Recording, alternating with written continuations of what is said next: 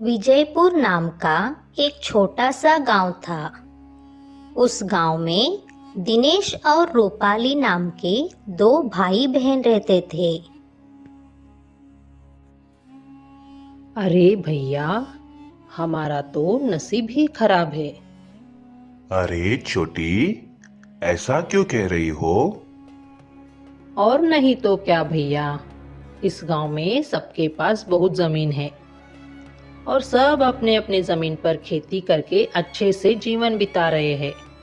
और हमारे पास इस पुराने घर के अलावा कुछ भी नहीं। अरे, सिर्फ इतनी सी बात? छोटी, अगर काम करने का मन है तो कुछ भी कर सकते हैं। हाँ हाँ, पता है। दूसरों के यहाँ मजदूरी करने के अलावा इस गांव में हम और क्या कर सकते हैं भला? छोटी, इतना उदास मत होना।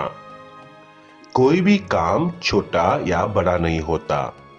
जिस काम से हमें दो वक्त की रोटी मिलती है, वह हमारे लिए माँ अन्नपूर्णा बन जाती है। दिनेश और रूपाली दोनों दूसरों के यहाँ मजदूरी करके अपना जीवन बिता रहे थे। दिनेश एक अनपढ़ व्यक्ति था और दूसरी तरफ रूपाली बहुत ही होशियार और चालाक थी।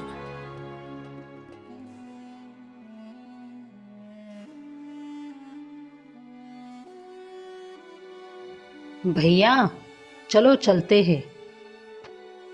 हाँ, चलो।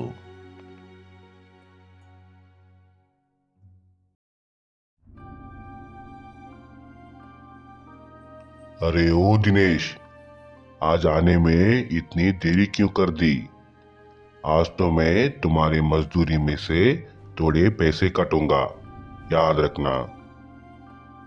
माफ कर दीजिए जमींदार जी, आगे से ऐसा नहीं होगा। हाँ हाँ, ठीक है ठीक है। आज थोड़े पैसे काटूंगा, आगे से देरी हुई तो पूरे दिन का मजदूरी काट लूंगा। अरे, लेकिन हम तो आज बराबर समय पर आए हैं जमींदार जी। शायद आपकी ये गाड़ी बंद पड़ी है।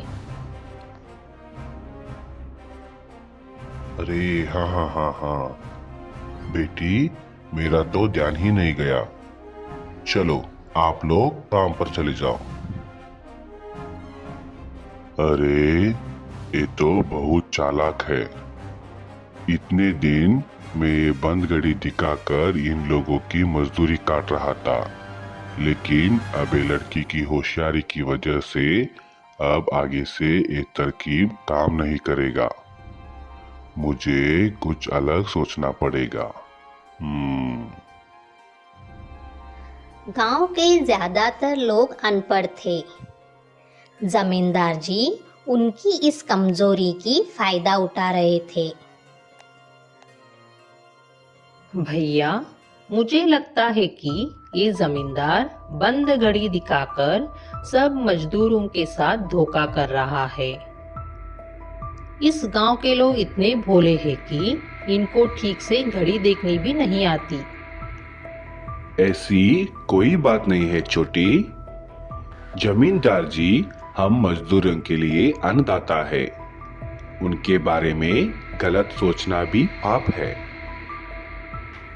भैया को कुछ कहकर कुछ फायदा नहीं होगा। अब मुझे ही कुछ करना पड़ेगा।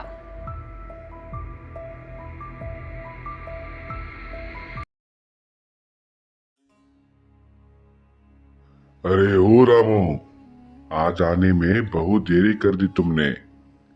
तेरा तो आज आधे दिन की मजदूरी काट दी जाएगी।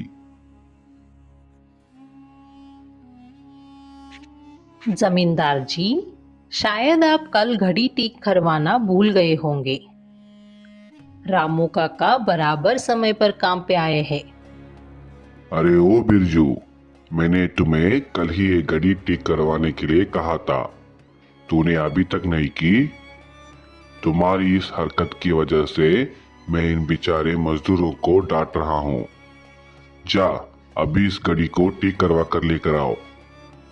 रामू, मुझसे गलती हो गई। वो सब रहने दो। अब जाओ, काम पर लग जाओ। अब तो इस घड़ी की बात सबको पता चल गया। इस लड़की का तो कुछ करना पड़ेगा। बेटी, आज तो तुम्हें ये पता चला कि वो घड़ी बंद है, नहीं तो इतने दिनों से हमें लगता था कि हम ही देर से आते थे। इसका मतलब जमींदार सबको वो बंद घड़ी दिखाकर सबकी मजदूरी काट रहा था। उसको तो अब सबक सिखाना ही पड़ेगा। सोचते सोचते रूपाली के मन में एक विचार आता है। भैया, हम बैलगाड़ी लेकर जंगल के रास्ते से शहर आ जा पाएंगे ना? हाँ छोटी, जंगल के रास्ते से तो हम शहर जा सकते हैं।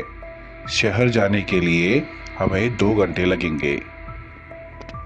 भैया, हम जमींदार जी के यहाँ सुबह 9 बजे से शाम 7 बजे तक मजदूरी करते हैं और इसके बदले में हमें बहुत कम पैसे मिल रहे हैं।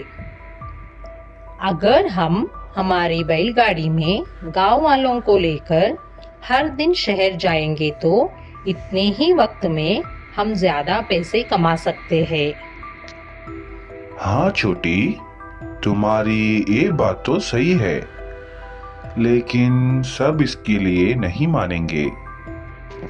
भैया, वो आप मुझ पर छोड़ दीजिए।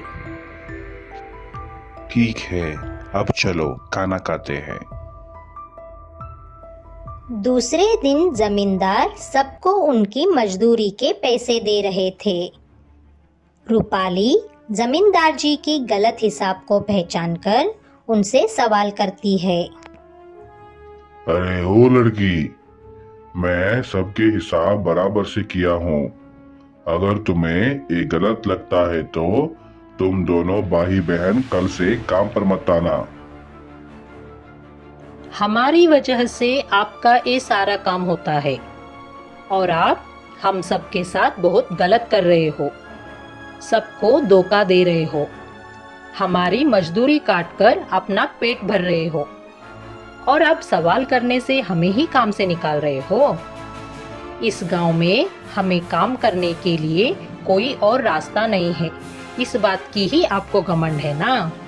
चलो, आज सिर्फ हम दोनों ही नहीं, आज तो इन सारे गांव वालों को भी आपके यहाँ मजदूरी करने की कोई आवश्यकता नहीं है।